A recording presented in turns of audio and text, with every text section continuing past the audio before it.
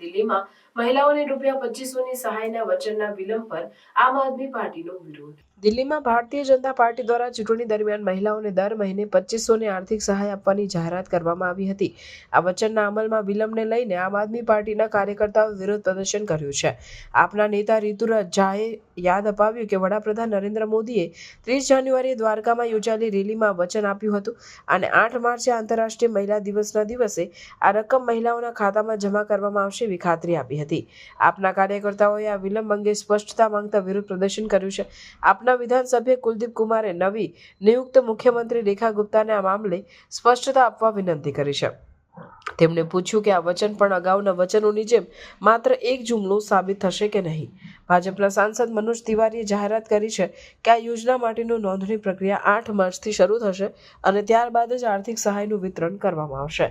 તેમણે મહિલાઓને આ યોજનામાં નોંધણી કરવા અનુરોધ કર્યો છે, જે ભાજપના ચૂંટણી ઘોષણાપત્રમાં મુખ્ય વચન હતું. આપના નેતાઓએ ભાજપના સરકારની આ વિલંબિત કાર્યવાહી અંગે ટીકા કરી છે અને માંગ કરી છે કે 8 માર્ચ સુધીમાં મહિલાઓના ખાતામાં 2500 જમા કરવામાં આવે. મહિલાઓ આર્થિક સહાયની રાહ જોઈ રહી છે અને સરકારના વચનોના અમલ માટે સ્પષ્ટ સમયરેખા માંગવામાં આવી રહી છે.